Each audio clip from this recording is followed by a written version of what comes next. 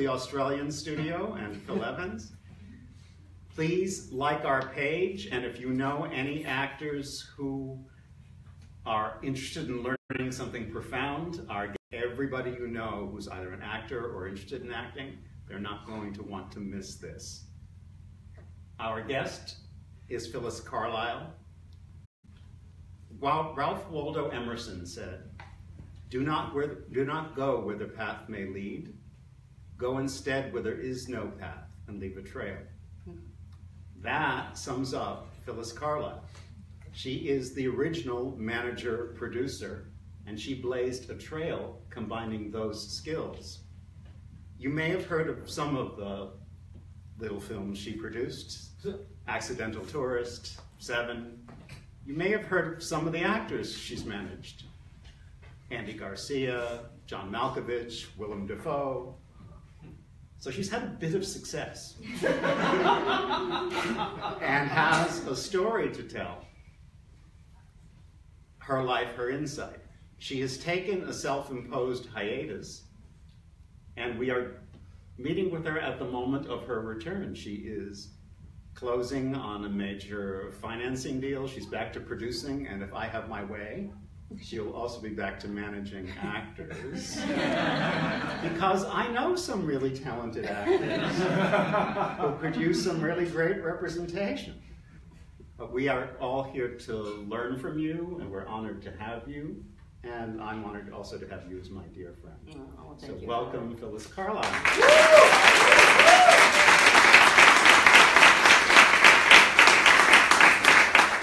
We will also be taking questions from Facebook as well as from our live audience. So again, go to our page, like us, tell your friends, and send in your questions online, and I will receive them from Becky and Ian, my social media mavens over here, and I will relay the questions.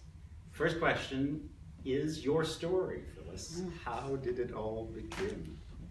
Well, I think for me, it began, my father was part of the big band era. And so we had an orchestra, and when I was 3 weeks old, I went on the road. So I think I could be categorized as always on a band bus. And that's how I grew up. I mean, until I started school at the age of 7, I was on a band bus doing one-nighters with musicians, living in hotels. So that's kind of the beginning, which really is, I think, significant simply because for me, it's probably what instilled my love for, you know, the circus. and so, you know, as I got older, when I was 10, when I was 7, I got off the road with my mother, and I obviously started going to normal schools.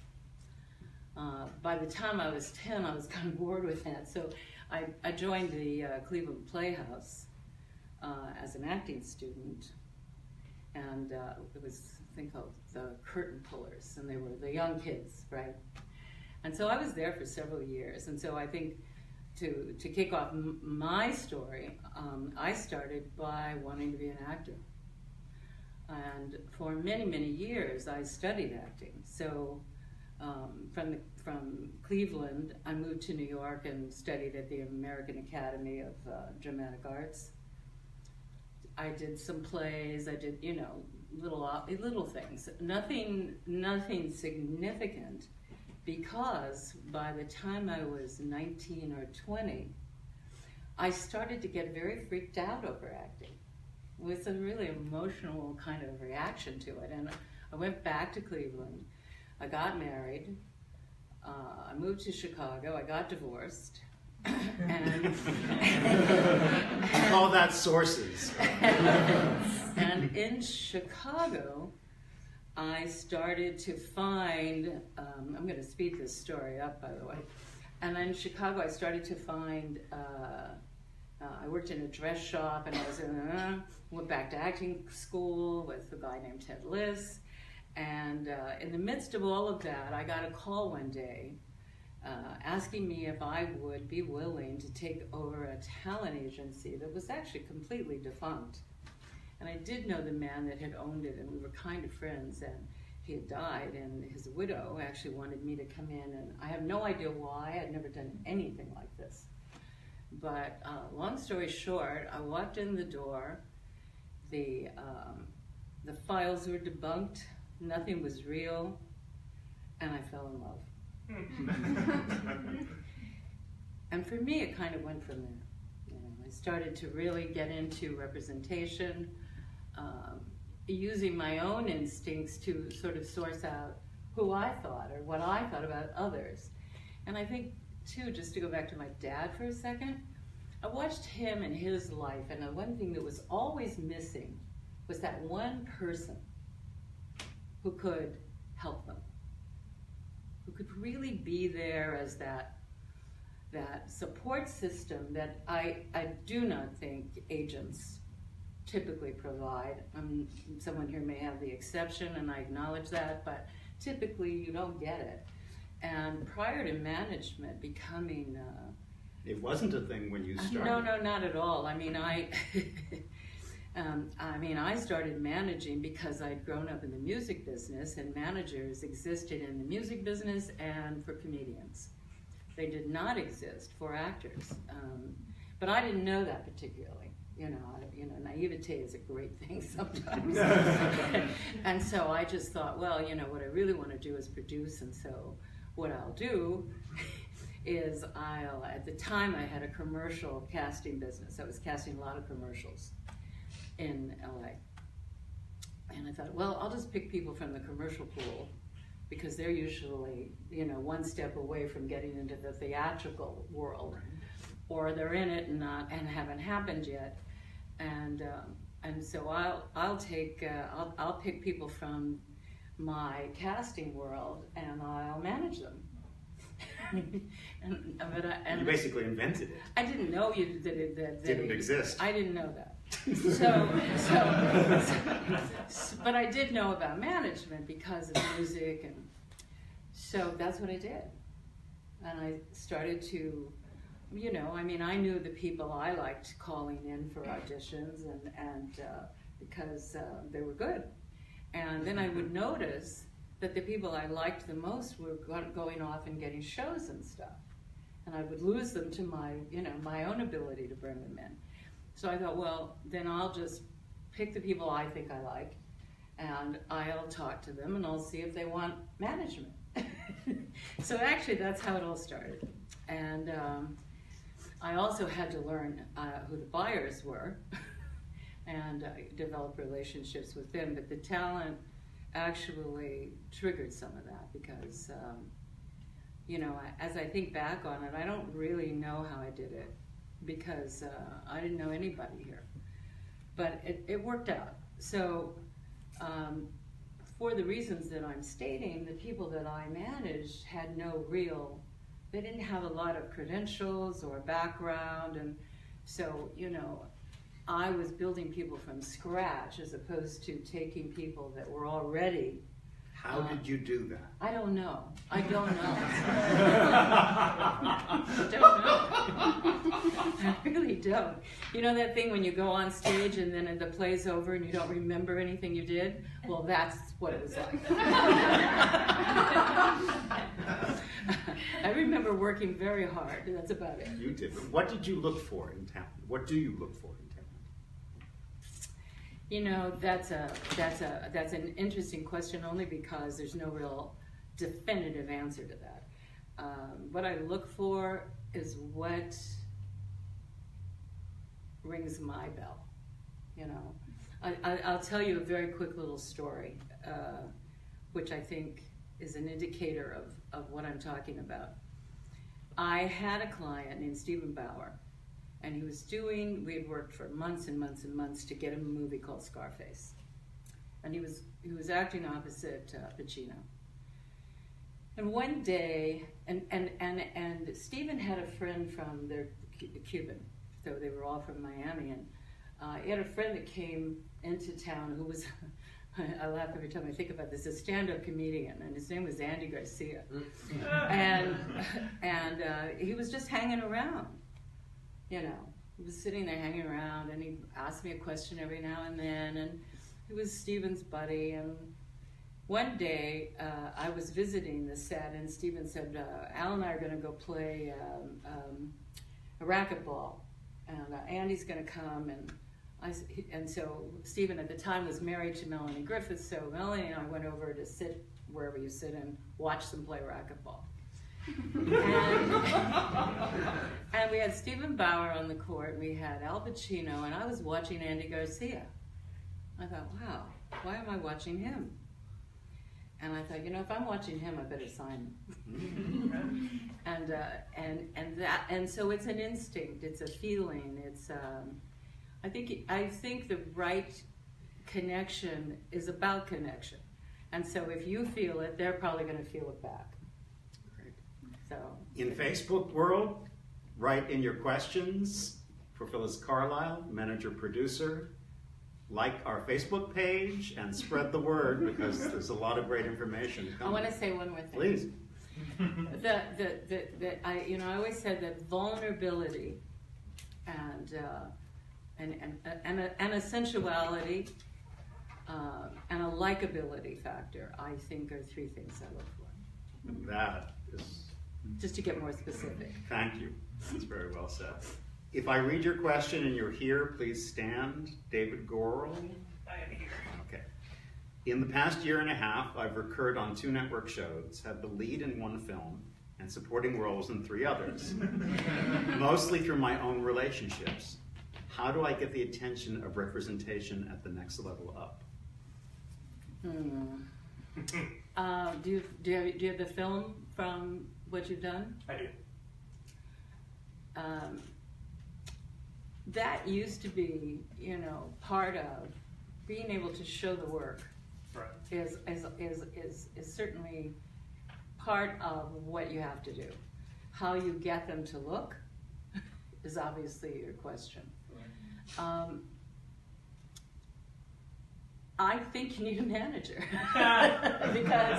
because that's how. Do you know anyone? Because that's how. I am officially not managing yet. By the end of She this, said yet. by the end of this conversation, we'll see. No, Howard's talking to me a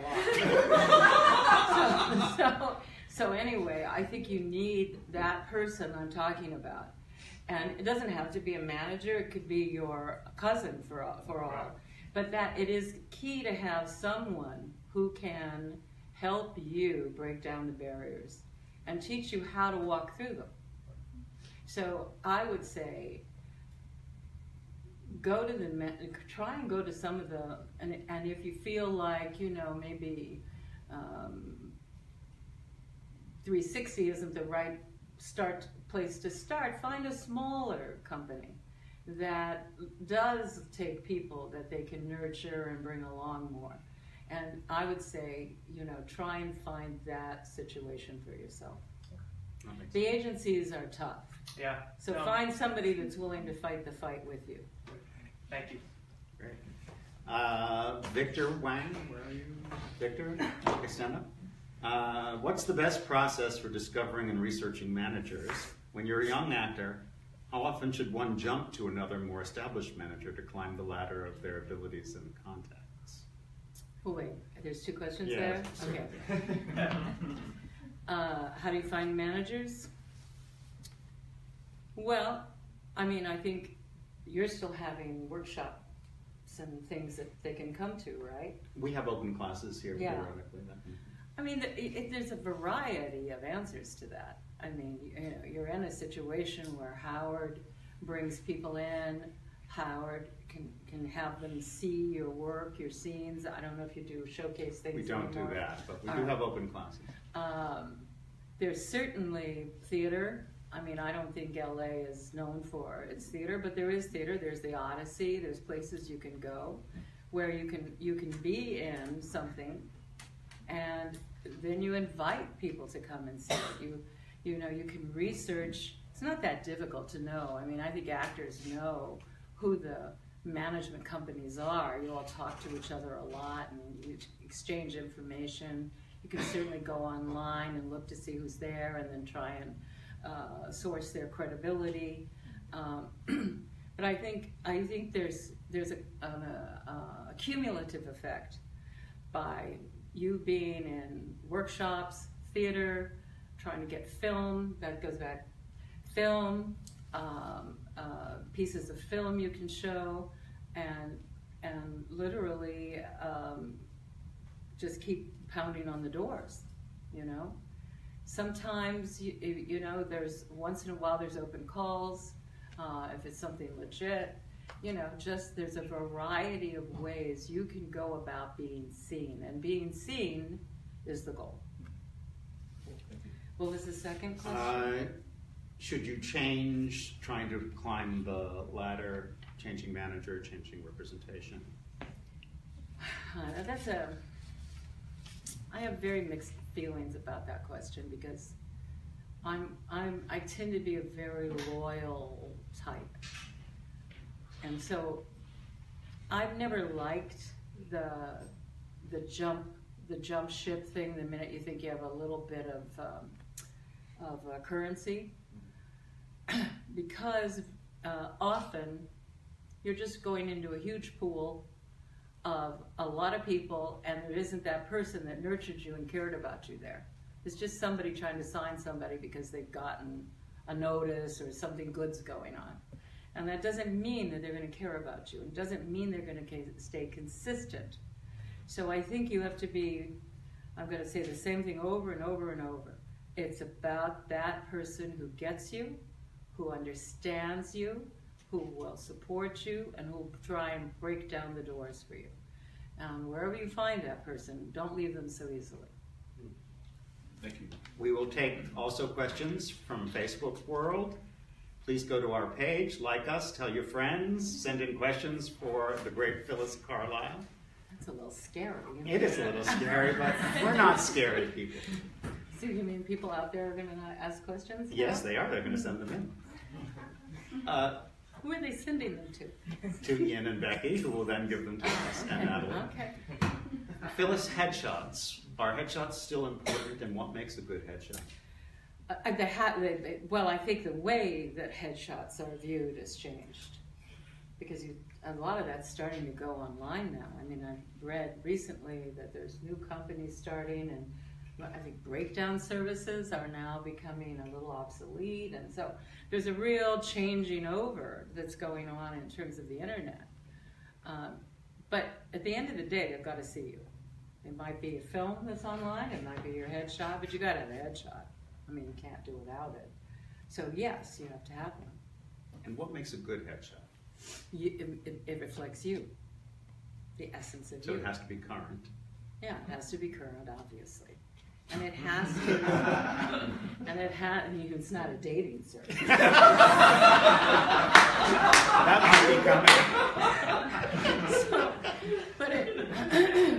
But I think a lot of times what I see in pictures and what I see particularly younger actors trying to do is pose and have some sort of very heavy-duty message and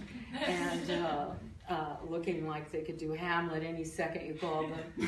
And I think that that's really not what anyone looks for. I think it's something natural, a good photographer knows how to capture that moment of you, and that's what you're trying for.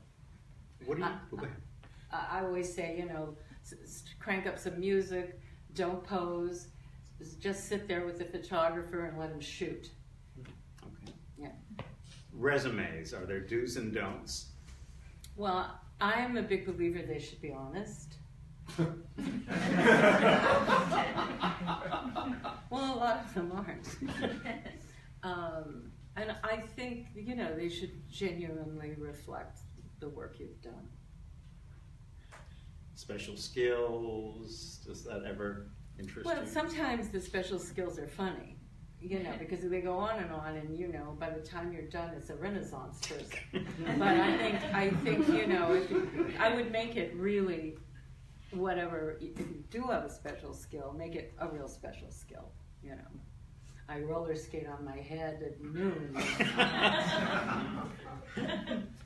Again, please like our page. Please send in questions for the great Phyllis Carlyle. Here's one from someone in our audience. It's from Hayward Scott. Okay. I'm not young. I'm at a point where I need to be creating my own content and make use of things such as YouTube. I'm working on a short film, but in the short term, how do I create a brand and maintain some semblance of dignity? Boy. You know, I have the same question. Oh, wow. I'm not going to say this necessarily applies to you because I don't know you. Obviously. But I am going to say something that could apply to you.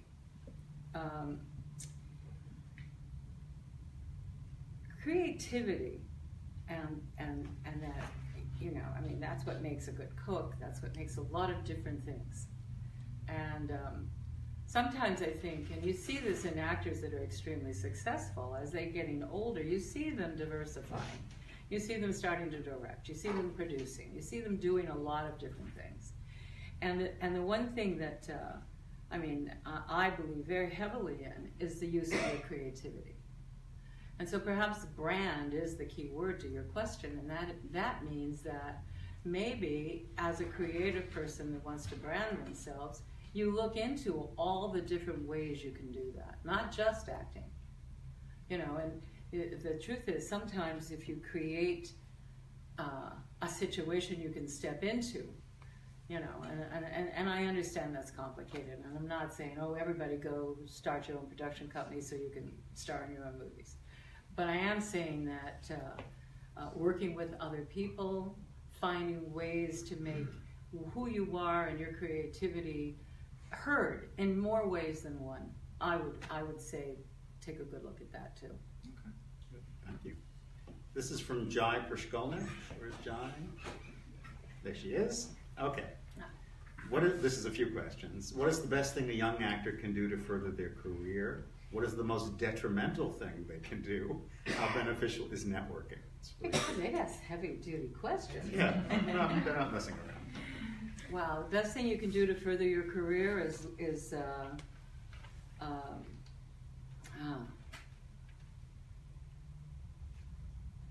understand yourself and what you do best,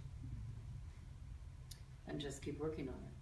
I think there's a consistency to this world we're all in, and whether you're an actor or a producer or director, or you have to stay diligent. Intention is extremely important, and staying very true to yourself. What's the most detrimental thing a young actor can do? Not doing any of that. And how beneficial is networking, such as parties and... Well, I mean, it's Hollywood, so, I mean, you can't ignore it. I mean, you can't say it doesn't have a place, but it certainly isn't the core of who you should be and what you should be about. I think networking for someone like a producer or an agent might be more beneficial than maybe as an actor. And that's why you need those people in your life, because they've been networking and they can be helpful.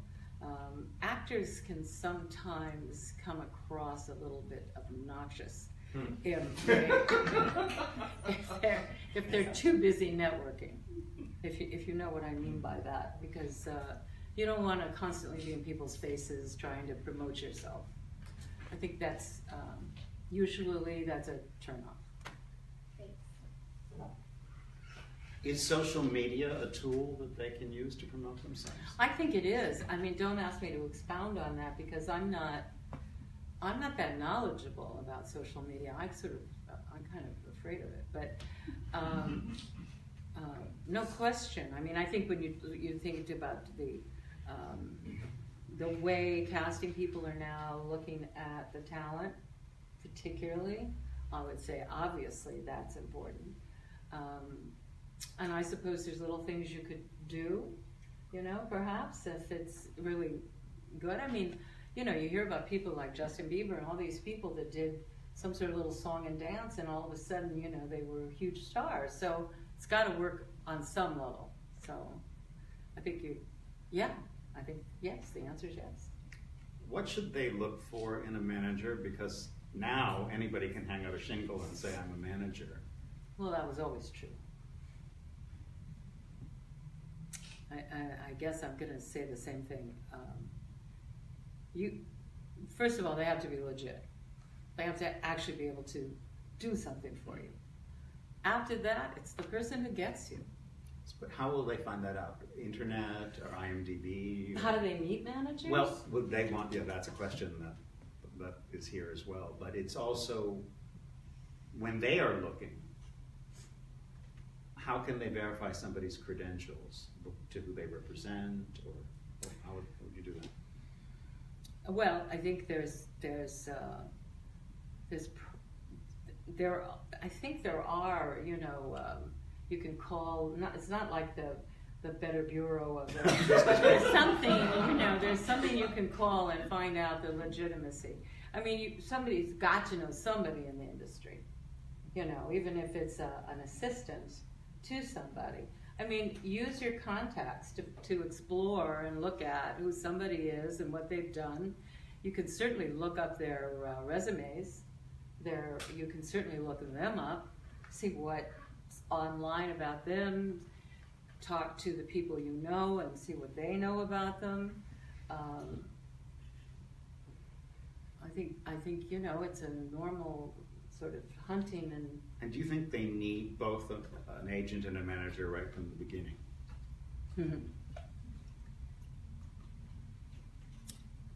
Maybe. Depends. In your producer hat, when you're watching an audition, what are the do's and don'ts for you? And same, I guess, as a manager sending somebody out. I think most people lose their job before they audition. They're going to want to hear what. It's the way you walk into a room, it's how you handle yourself.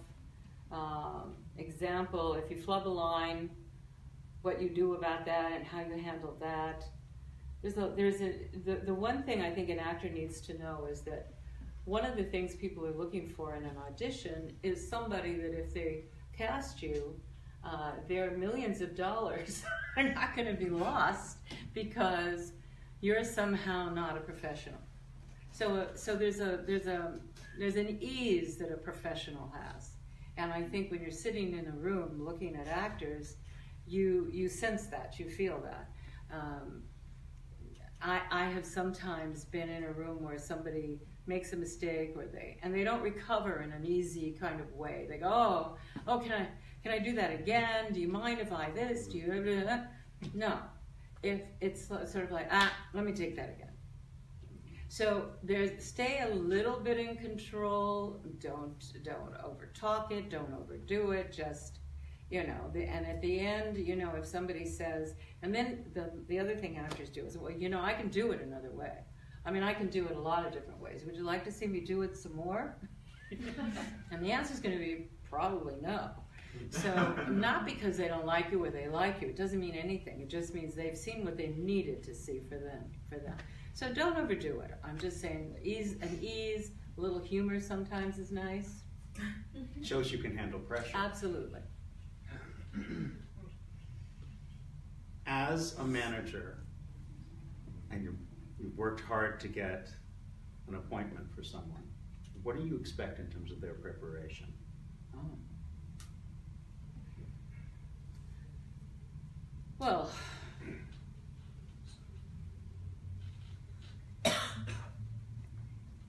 first, a lot of times, I mean, there's a difference between an audition that comes up and you have 24 hours to prepare for it, and something, for example, that you're after, that you may have been chasing for a month and a half, you know.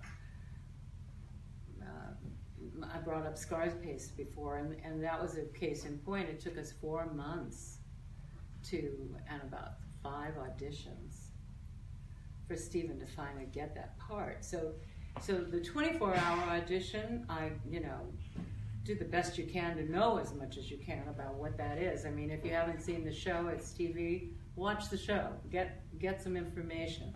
Don't just take some sides and, try and sort of blindly, work your way through it.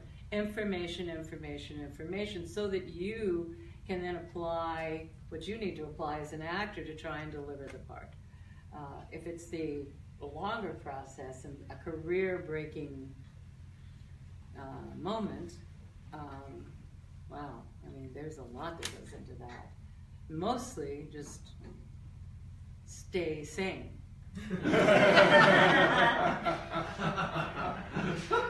Please go to our Facebook page, like us on Facebook, send in your questions, tell your friends to tune in, and these are from Facebook. Okay. This is from Alex Slessers. Yeah. Hi, Alex. Now, is that Facebook or is It's that... Facebook, but he's a student. But he's here. He's not in the room. Oh. No. But his presence is being felt. Okay. Number 1, how important is a first impression in finding talent? I'll censor that for... For me, it's very important.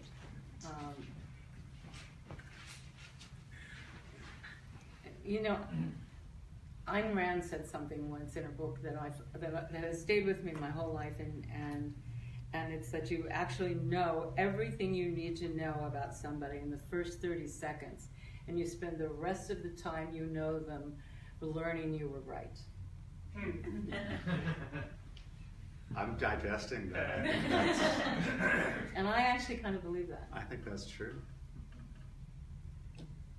Thank you for that question, Alex. The second part of this question is, do you generally know who has, quote-unquote, it, just by being in their presence or seeing their reel, or have people been able to sway you over time?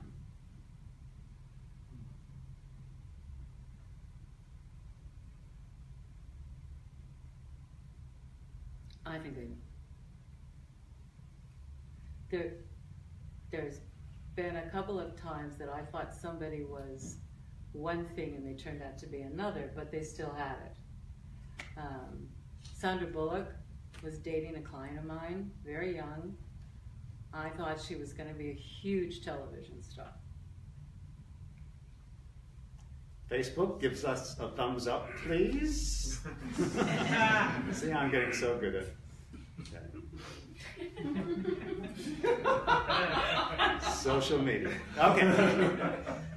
This is from Brooke Becker.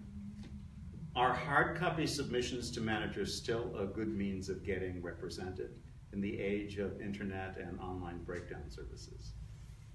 I don't think it's the most effective way, no. Yasha Fairley.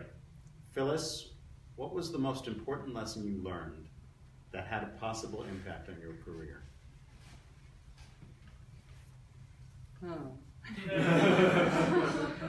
I don't know if I should answer that, Howard. I think who to trust and not trust. Let's leave it at that. Well, it goes to reading people and, right? Well, you're not just dealing with people. You're dealing with studios and networks and people like that.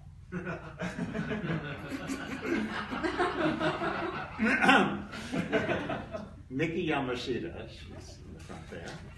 How often do you attend live theater, and how important to you are theater credits on a resume when deciding to meet or sign a prospective client? I'm a big theater person, so I believe in it a lot. I can't see anybody in it. I have, in my professional life, gone to a lot of theater in London, New York.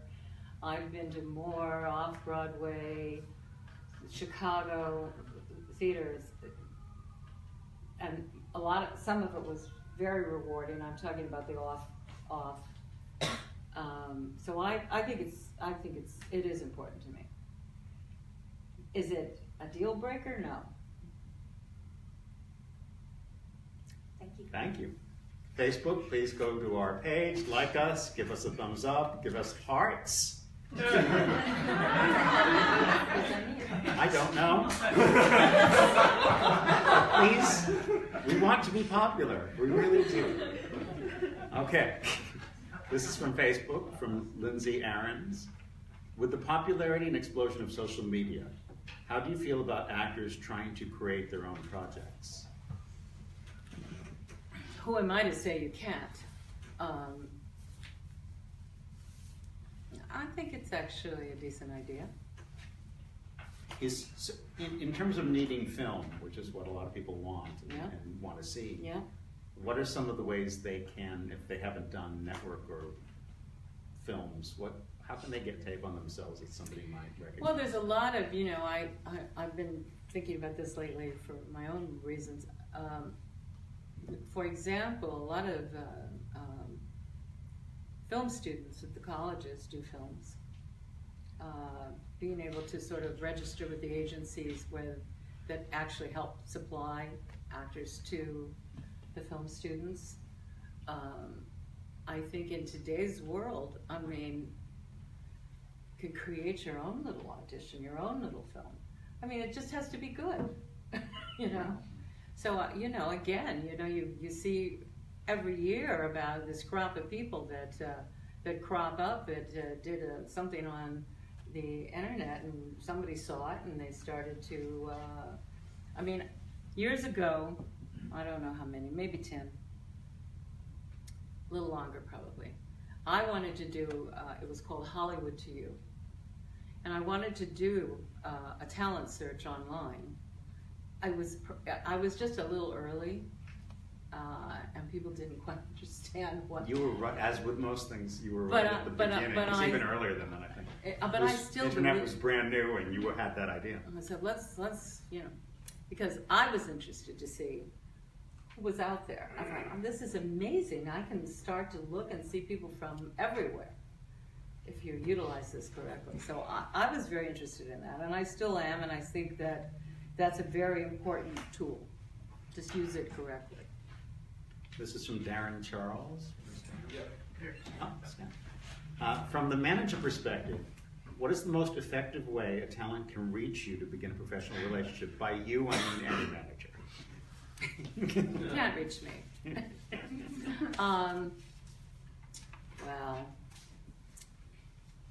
Well, look, nobody's sitting there waiting for you. That's for sure. And yet they are. So how do you get into that space? We've talked a lot about how you get film. We've talked a lot about how you break down some doors. And there is no one way. There's your way. There's the way that you have a friend who knows a thing, or there's I put these tapes together, I'm going to put them online, and I'm going to have somebody, I'm going to try and get, even it's an assistant, to look at it at an agency or a management company that they could then whisper in the ear of. It's just keep trying. That's all I can say, because it's not...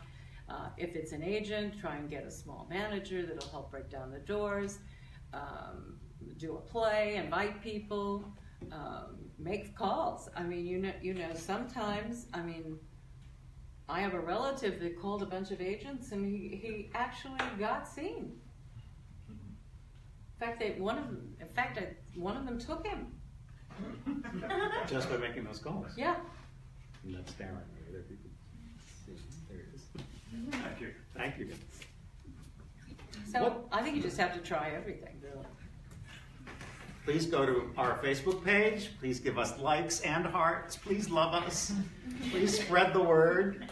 Send in questions for the great Phyllis Carlyle. And one of mine for you is, what's a healthy relationship with manager in terms of, and also with agent? they want to make sure they're on your mind, they're in contact, but they don't want to be too obnoxious. Yeah. Is there a balance there? Yes.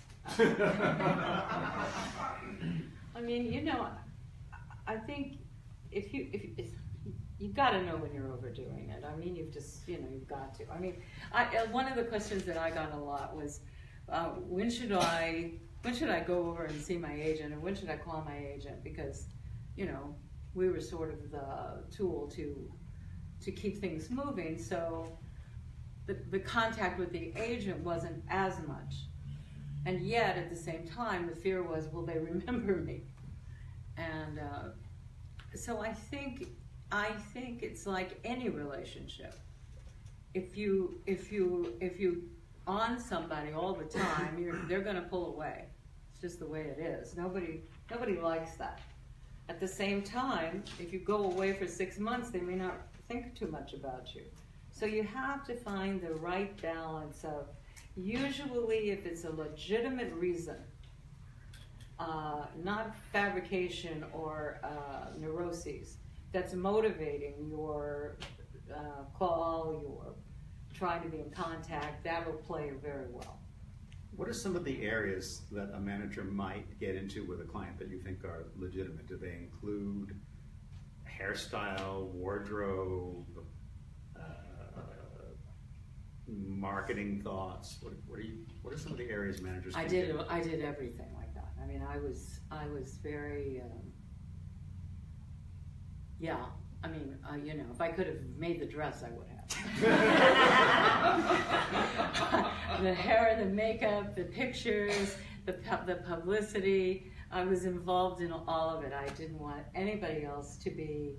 I mean, this is not going to sound terribly nice, but somebody asked me once, who do you think your best agent is? I said, the one that does what I want them to.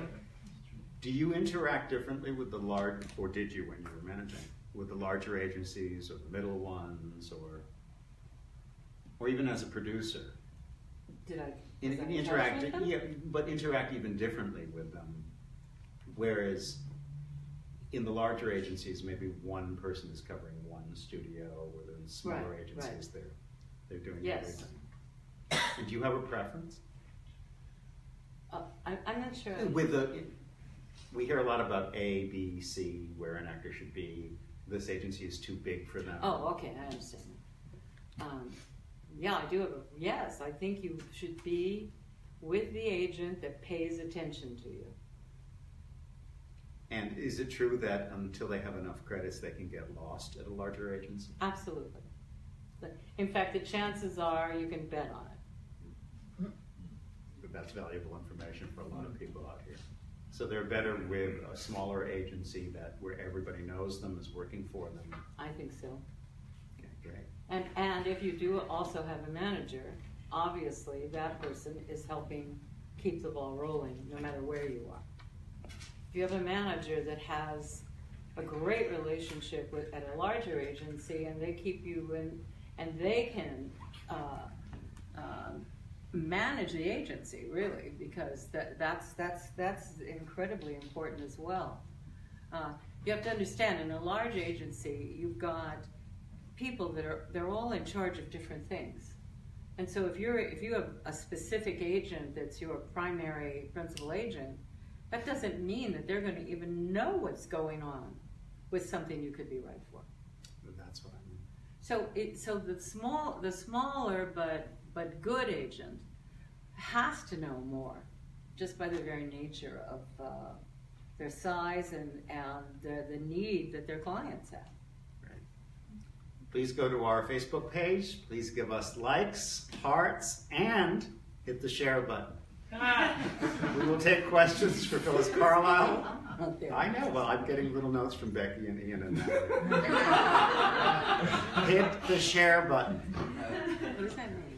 It means that when they go on, they share this talk with other people. Oh. It means we're being passed around, Phyllis. Well, that would be a first. This is professional. This is from Shay Depmore. There's Shay. Is there something in particular you look for in a project before you decide to produce it?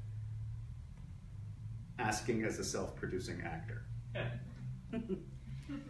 Yeah, I think so. And then I look for emotion, feeling, something true, something real that people can relate to. Okay. This is from Ra Johnson. Where's Ra? Oh, there he is. Okay. You spoke to what drew you to certain actors. What draws you with respect to a production? Script, talent, packaging? Well, in my situation, we've put everything together that we've done. So, the packages are usually an agent's dealings. I mean, they do that, and they have their own reasons for their package, and some of it could make a lot of sense, and some of it doesn't. But in my case, we always built it from scratch. Found the book, found the script, worked on the script for a year or 2 years, tried to get somebody to see it, look at it. Seven took 5 years for, we were turned down by everybody at least twice. And finally, and I have we don't have to elaborate on any of this, but I have a particular love for Europe and the global aspect of filmmaking and acting. And so finally we got an Italian company to finance the development. And then it just, once we got it developed, it started to snowball a little bit. And it eventually did get made, but not. We ended up at New Line after we had finished developing the script, and I had Brad Pitt interested in it, and so at that point we were already on a roll. I didn't even want to go to the studio, truthfully. I had some German money I wanted. But in any case, I would say, I like the idea of building it from scratch. But was it the script that initially kind of pulled you in? Yeah, that first draft. We got it on first draft, and the first draft was amazing. It really was. And sometimes, not often, but sometimes. Thank you. Let's take some more questions. Excellent, thank you. Oh, this is from Australia. I, Dean Frywood in Australia. For the Australians watching, only agents in Australia could explain how your approach to managing differs from what agents do. Could you explain how your approach to managing differs from what agents do? Because Australians don't. Well, I'm going to start with I haven't managed for 4 years or so, 5 years. No. And but I bring that up because my focus has been more on raising money and production. So I bring that up because I think everything changes every 30 seconds. So I will say that in my experience, agencies are a different kind of business than what an actor needs to be developed and to have support and to have somebody actually fighting for them, and that's all encompassing. That can be for a part, that can be somebody thinks you're a villain and you can actually be a leading man and you have to fight that fight. It goes on and on. There's lots of fights. And so my own personal belief is that an agency cares about packaging, they care about a certain fee structure more than they do necessarily the individual, unless the individual has become, a huge star, then of course they're going to get treated differently. But so I believe that the agencies are about big business, and I believe that the manager is more about your business. This is from Madeline Rozak. Are there skills besides the training that they obviously have had here that the actors need to have in place before seeking representation? Example, headshot, resume, should they be SAG already? Yeah, I mean, obviously the tools of your trade, you know, you need them. A lot of the students get asked in their interviews with agents managers, what type are you, know your type. And I know in your own history representing John Malkovich, liaison dangerers. No, that was a battle. And so should they accept that I'm a type and this is what I play, or should they fight that? Sometimes. You know, like, for example, I don't know if any of you watch Berlin Station. Does anyone here watch Berlin Station? Well, you should. So, Berlin Station has, Tony, what's the name of that actor? Rhys Ifans? Yeah, he's British. And when I first saw him, and I mean, to me, he was a character actor. Because you saw him in Notting Hill, and you saw him being this goofy flatmate to Hugh Grant. And he was silly and goofy. And when you watch him now I know actors can do different things, so that's not my point. But when you see him in Berlin Station, he's lethal. He has a Belmondo kind of seething sensuality and danger, and he's interesting. And you think, my God. You know? So no, I don't think you can automatically typecast somebody or say you're a character or you're good look. But then you know you've got Danny DeVito. And it would be hard, I'd be hard put to see him as a leading man, even though I'm told that women find him very sexy that know him. So what do I know? You know? So no, I think you have to understand, look, I think you have to understand, you know, character actors all want to be leading men, and leading men all want to be character actors. That's just the way it is. And so if you take that and work off of that, you know, you'll see. It will, I don't think you should fight against type in the beginning. You've got to get started. So, you know, you've got enough battles to fight. Don't take that one on. Maybe later for that. We have a number of international students here from all over the world. What should they achieve in terms of their English? Should they try to get rid of their accent completely? The Australians, for example, are able to do an American accent. Americans cannot do Australian. They're very bad at it. Well, the English and the Australians are astounding. They really are. Did you hear that, our studio in Australia? Oh, right. I forgot about you. They're astounding. I mean, you know, and the Germans can get rid of their accents somewhat easily too. I think other Latins, there are other cultures that have a more difficult time of it.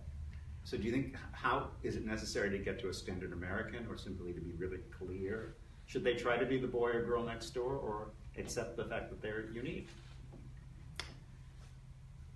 Well, you have to accept your uniqueness, because that's the only thing that's ever going to be different about you, you know. I mean, I'm a huge believer in don't try and be other things. Be you, and let that carry through in terms of how you approach everything and create your I. So definitely you have to stay true to yourself. You know, definitely. So as long as their English is clear. Look, if you're in America, 99% of the parts are going to be English. I mean, American speaking. So yeah, I mean, it's very important. Great. Let's take some questions from some people here who haven't written them out. I want you to, when you ask a question, stand, say your name and what your question is for Phyllis. Facebook land, please like us. Please give us hearts. Please share our page. Please make us popular. And we will take your questions. Let your friends know if they are actors, they need to be hearing Phyllis Carlyle. Let's take some questions live. I have a question. Go ahead. What haven't I said that you really want to know? My God, I'm that good? Yes. I have a question. Yes. Who? I mean, you mentioned some of the actors that you saw coming up, or before they were even coming up. Sandra Bullock, Andy Garcia. Well, I didn't represent Sandra. Yeah. She was dating a client. Oh, okay. Who are, when you see some young actors, I mean, on TV now, who sort of excites you, that where they're tracking for a career that you want to follow, and just from your own. Oh, okay. Well, I saw a couple of nights ago, this isn't television, it's a movie, but I saw Call Me By Your Name. Oh yeah, Wonderful. Wonderful. Yeah. And the Timothy, right? Oh my God. I mean, I can't wait to see what he's going to do, because I thought his work was extraordinary.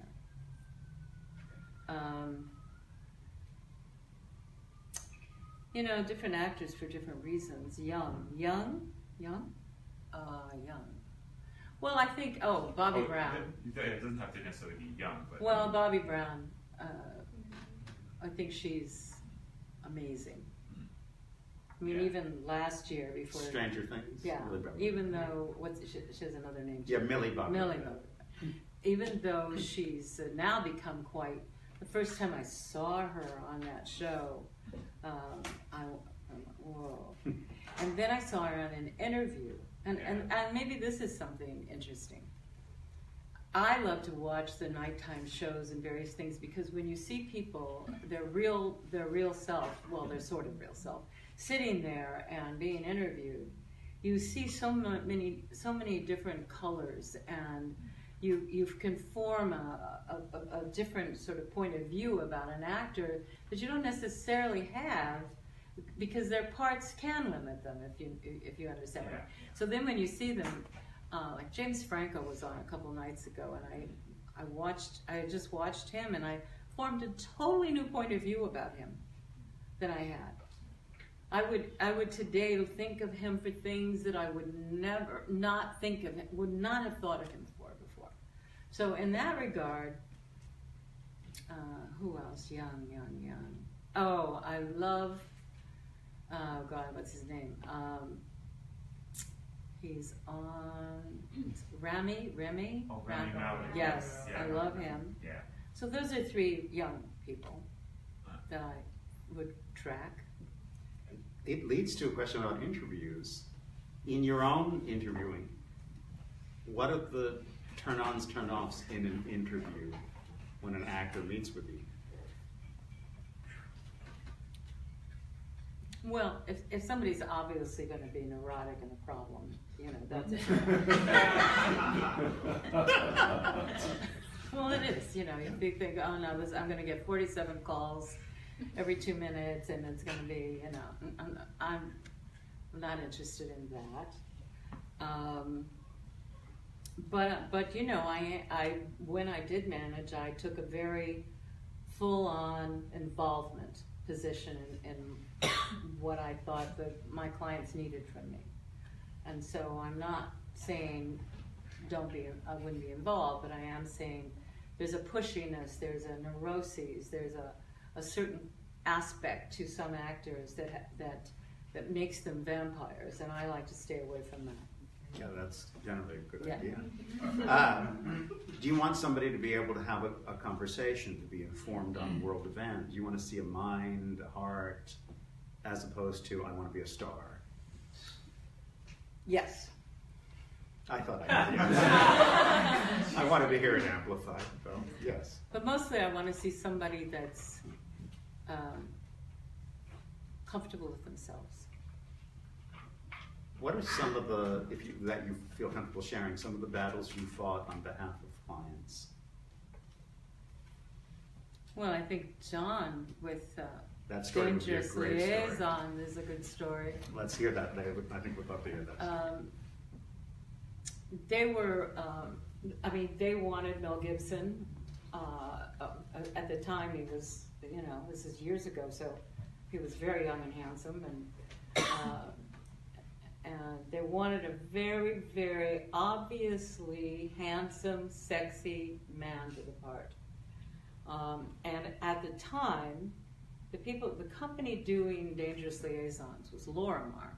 Lorimar, you may not even know what that is. It started as a television company, did a lot of TV shows, and then branched out into being sort of a mini major that would do films. And they ended up having the rights to Dangerous Liaisons. And it's turned out that for this brief period of time, Bernie Brillstein, who was a manager, you probably know who he was, Bernie Brillstein was running Lorimar. And he had a right arm, a lady named Eileen Mizell, and I had known her forever. And so John and I wanted to do a movie called Basketball Diaries at the time. I think DiCaprio ended up doing it. And so we were in New York, and we wanted to have lunch with Eileen and Bernie about Basketball Diaries. But in my mind, I had this little thing going, I'm going to bring up Dangerous Liaisons. So I talked to Eileen about it, and she said, yeah, I get it, I see it, let's talk about it.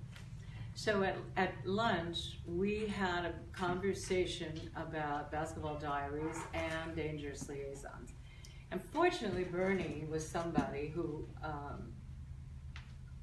dealt with a lot of talent and understood, you know, that I thought John was more than a character actor. And so at that time, they were willing to entertain the idea of casting John in the part. And, you know, we pushed it a little, and at the time it was a telegram. I got a telegram from Eileen from London saying to me, congratulations, let's make a movie. Which meant John got the part. And so it was this sort of combination of Eileen and myself, really, and working on Bernie's head. Now, if Bernie had been a typical studio guy, I don't think we would have pulled it off. But because of his background and understanding actors. Yeah, and Eileen was huge. She was huge in the process. And Willem Dafoe, any story you want to share, or how you found him? Well, that was a battle every day. About I thought he was sexy, and nobody else in America did. And so that was a constant battle about his true appeal, you know. And I won some and I lost some. But isn't it about how you get around the word no? Yes, you don't accept no. That's an inspiring thing for a lot of people. I mean, I couldn't because I believed something. I think you can accept no when you don't truly believe something. But if you believe it and you really know that whether you are or you aren't, you really believe you're right, you're not going to hear no. So every chance I got. There, and then there. David Gorel, again, that reminds me of Steve Martin's quote of, be so good they can't say no. Yeah. Really rings true. You brought up starting to, moving from management into the financing stuff. Is that something that you felt came naturally? Because for myself, I'm now creating my own projects, and I'm getting into the production side of things as well, and I'm interested to hear some of your process and how you go about finding these investors in because the producers I've brought on board are saying, look, you can go make your movie for $500,000, you can star in it, but everybody wants to know who's in your movie, so maybe you bump up one of the supporting characters, you play that, get the name, now you've written a $2.5 million film that's getting made and it's getting distributed, so that's the track that we're on now. Well, you're learning. Yeah. That's the journey. For a while, I was not open to it, and then in that conversation, they said, take a step back and think of what you can accomplish by doing that. Absolutely. And so I took 6 weeks, rewrote the role, and all the producer said was, we can't see anybody else but you playing that. So do you find that, just being open and I guess pliable to those kinds of changes? Oh, I think open and pliable Yeah. is a good way to be about anything. Yeah. And flexibility is really an enemy. Yeah. The journey is not easy. I go through hell every day. Good to know. Does that world come naturally to you, the financing world? No, financing doesn't come naturally to me at all. I've done nothing but screw it up. That's also good to know. I'm fortunate because along the way, after many, many attempts at thinking I knew what I was doing and realizing, well, some of it is, it just happens to everybody. And some of it is, you needed to know so much more than I knew, and I didn't know that. So learning,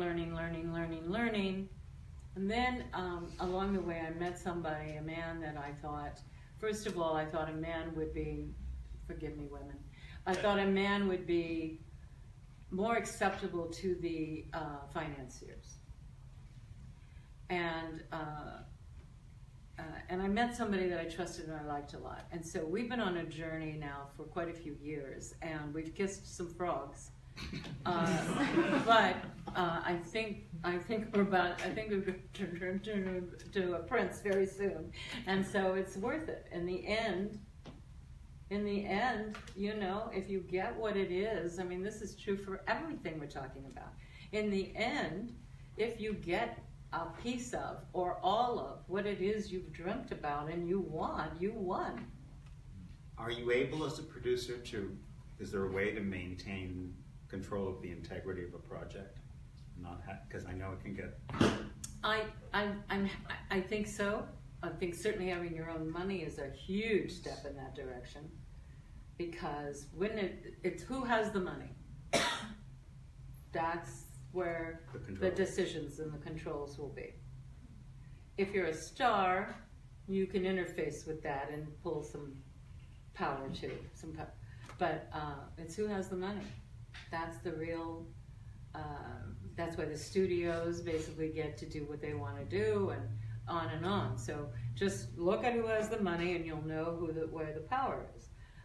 So the only reason that I cared about raising financing was to be able to do what we wanted to do. What comes naturally to me is the creative side of it. I love that.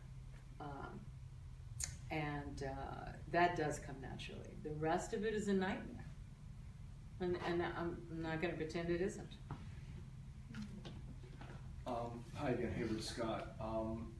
Piggybacking on both what they were saying, I came back to acting after a 30-year break several years ago.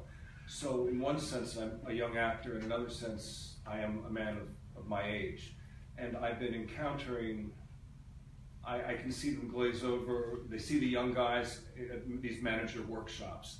And they see the young guys and they're all excited. They take a look at me, even though that I know that I did a good audition. I know when I'm good and I know when I'm not. I can't get a manager to look at me, to take me seriously, because they can't, they don't, my feeling is, I worked in the agency end of the business, so I know in many ways how this works, that they don't think they can develop me. There's not much place where they can take me, and I know that's not true, but nonetheless I know people want it easier on both ends. How do I get myself to take me seriously? Just, this guy's good, I'll take a chance on an older guy. Well, first of all, you have to be right for the part. I want completely, absolutely. So it has to be somebody your age. It's not. No, what I'm saying is, a manager, how do I get them to take me and develop me and say, oh, I'll take a chance on this older guy, even though he's not going to pay off and be like a younger kid. I guess have a piece of film that just, okay. it's what you said. be so good they can't say no. Yeah. All right. It's tough. Okay. Cool. You haven't chosen an easy path. Oh God, no. Yeah. Thank you. But there are examples of people who have done it. My question to you is why? I can't live without doing this. What? Doing what? Acting. I mean, Acting. there was a hole in my heart before I came back to this, and when I do this, I'm more alive in front of the camera. I'm more alive on stage. I'm more alive when I'm exploring and feeling and I'm alive when I do this. Is it your creativity that It's makes my you feel creativity. alive, or is it acting? Well, it's the creativity of acting. It's the whole process. It's what can I do to make this alive? What can I do? And finding how, for me, making that character me and finding me in the character and then just expressing this moment, this emotion, this sense of feeling, of life, of joy, of anger, of hate. I can't even find the words to say what happens when I start to act and why I do it, because I just can't not do it. Go to theater. Theater? Go to theater. If film's going to find you, they'll find you there. All right. Please like our Facebook page. Please give us hearts. Please share us. And we have a question? Yes, I have a question for me. Going back to your creativity and what drives you as a producer, I'm curious what stories you feel need to be told right now in the changing landscape of Hollywood, but also in the larger climate of our country and our world, and what projects are you drawn to and fighting for now? Oh, wow. That's a big question. I mean, we could be here all night with that. Well, I'm eclectic in my point of view. I mean, my politics would lead me to want to find something that could speak to what's going on in some ways. An idea that I probably won't do, but an idea, for example, is that I would love to see a story about the Washington Post and the New York Times and the battle they're in with each other to sort of break the stories and at the same time expose what's going on in our country right now. So politically, that's the kind of story I'd like to. I mean, I don't, I think to just take all of it. You can't take it all on, but that's a way in my mind that you could address a lot of it by the battle between them, because that exposes a lot. I like history, so there's several projects that we're moving forward right now that has to do with Russia and a lot of Russian history, not Russia present day. There's a project about World War II that I like a lot, and it's about a man whose family it's when Auschwitz was first started, and his family was taken there, and nobody really knew what was going on or what it was, and he got himself arrested and put in so he could find his family. He became a national hero, and a lot of things happened. He eventually was killed, but not in Auschwitz because he broke out. And it's just this amazing story of the human spirit that, it's just great. So I'm interested in that. There's a comedy about I think he's about 50, I think Hugh Grant, and his inability to commit after a bad marriage and a bad relationship with his daughter, but you laugh a lot and you kind of cry and you feel, and I like the writing and I like the human aspect of it because I mean, at the end of the day, I think people like to watch things about their species and their humanness and what we all care about pretty much the same stuff. So you just have to hit that core. That's. There's a Russian in the front. Since you spoke about Russians, it gave me courage to ask my question. Yeah. It's not about Russia at all. Oh. And it's not an actor's question either. What would you suggest to an artist who's creating a documentary as a producer? Would you go with a production company, who has done that before? Or would you start it off by yourself, at least main idea, and then bring it further to Do you just have an idea right now, or is there anything involved attached to this? Yes, it's in work right now. It's an idea. It's an idea that's, no, it's not just an idea, we're working on it. Yeah, but I need to know I need to know. For example, if it's not Russian, No. are you working on an idea that you would be able to shoot in a country or a state that has tax incentive money, for example? Well, it's feminism-oriented project. So it's about women in the modern society and motherhood and social issues that come So with where it. would you shoot it? We're working on it ourselves right now, and we are thinking of taking it to production companies that could, Help you. help. Yeah, I us. think that's a good idea. This Because is is this your first time you're Doing- working on something of production? This is my second time working on documentary. First How one did you I've do done the in first Russian. one? We just got together with our friends, got an idea, and started to shoot it. And then MTV Russia bought it. Can you do that with this one? Yeah, I think so. I mean, what I would do under those circumstances is I would look at tax incentives in where you shoot, because that's going to help you with your budget.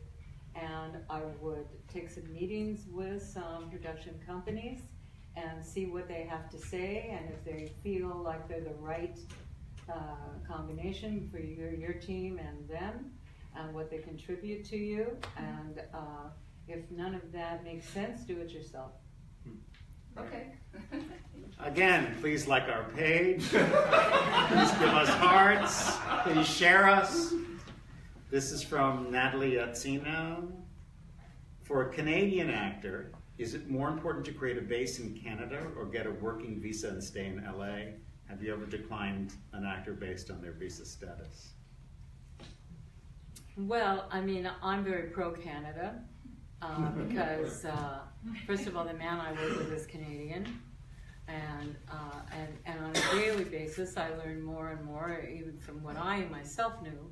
I learn more and more about the advantages that Canada gives to productions. So I come from that thinking about the productions. I honestly, if it's English speaking, Canada, Australia, England, it's pretty connected today. I mean, nobody gets lost if they surface in Canada or England or Australia. I mean, if they surface, we're all going to know about it. And so if you have an easier time of it in Canada, and you feel that you can achieve some film and the beginnings of what you're trying to accomplish, there's actually nothing wrong with that. No, I've never turned somebody down because of their visa status. I've fought for some visas, and that's not easy. And I guess today it's really not. I don't even know what it is today. I don't even think I want to know what it is today.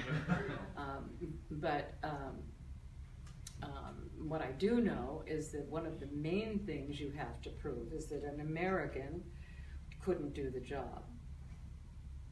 And that's a tough one, I think. With some directors and some people that I represented that we could argue a pretty good case because it was their project. But I think maybe as an actor, that's a little tougher, I don't know. But I see no reason why Canada can't provide for you what you need to be as a beginning actor. Thank you. Yes. Hey, so you've discussed a lot about, I don't know if you can say it, Louis Alexander. Yeah, hi. Hey, so you talked a lot about what what you look for in actors. What do you look for, and you mentioned a little bit in partners, life partner, business partners, what's some of the stuff? I guess you've had mixed results with that. Oh, I have indeed. Well, we could spend another hour. I don't think, I mean, a life partner, I've been married twice, been in love more than that, and it didn't work out. So, love never made me that happy. Infatuation made me happy, but love never. I don't look for that so much anymore. In a business partner, I look for pretty much the same thing I would look for in any kind of real friendship, and that's just somebody that's real and honest, that I can trust. Oh, second part, Darren Seraphian? Yeah. Yeah, he says hi. Yeah, no, Darren. I'll say hi back. Okay. Hi to him too. Yes. Hi. As an Asian American actor, I've been told that I ride a fine line of not being Asian enough and not being Asian enough and being too Asian. And so seeking representation has been a little bit more of a challenge because my feedback has been, you are risky. What would your advice be, being that the film industry is changing and it is moving forward with diversity and with female representation? Everybody hears that stuff. You're not pretty enough, you're too pretty, you're not white enough, you're not black enough, you're not this enough. There's no actor on the planet that doesn't hear this stuff. So what eventually happens is you prevail. In whatever manner you're going to prevail. You know, I'm a big believer in taking your creativity and doing with it what works for you. It doesn't necessarily mean acting in the long run. I'm a case in point. So maybe that's why I think that way. But you can't let what's obviously just about one part or this or that, you can't let that, you'll go crazy. You'll be turning yourself inside out every time you walk out the door to do something, and that's non-productive because the only thing that's ever going to matter is your uniqueness, what makes you you. So you can't be thinking about how you're going to change that because somebody said you didn't look the way they wanted you to that day. So for that reason, you have to be a little strong. Getting representation is in general is a battle today, particularly when if you don't have film, if you don't have anything that they can hang their hat on and basically say, okay, I'm going to take a chance with this person because I think I can actually make money. That's what it's about for them, nothing else. So I would say, you know, you're pretty. So I would say just stay you and keep trucking. Okay. Thank you. Okay, we are at the end of this. Let's have some final thoughts. Anything you want to say to the actors? Know how appreciative we are. Oh my God, I've said so much already. I don't know that I have anything Nothing left in you to say. I can say about anything. Well, I can. Huh? I think I can say your own Oh, career. I know. Go ahead. Did I answer things? Did you get actual answers? Because I understand that. Yes, you did that a was very good job. Very important to Yes. you. Yeah. Yes. Okay. So, I think you're an example of determination. Well, I'm a big believer in that. And I think everybody here needs to hear that. Yeah. Because the obstacles are apparent, are they not? It is the determination. Well, sometimes you're fixated on what you believe is the right thing. You know, I'm going to be an actor. I'm going to be an actor. I want to be an actor. I want to be an actor. And like in your case, I think very decidedly, if you start building up your background in theater and with different parts and different things, someone's going to see you. You can have people come and see you. And I absolutely think the thinking is always, if this isn't working, and by working I don't mean, you know, you got told that day you weren't Asian enough or dark enough or pretty enough or whatever. That's just the business. But if it's not working, look, broaden your look. Look out. There's other ways. But determination is at the core. And on that note, thank you, Phyllis Carlyle.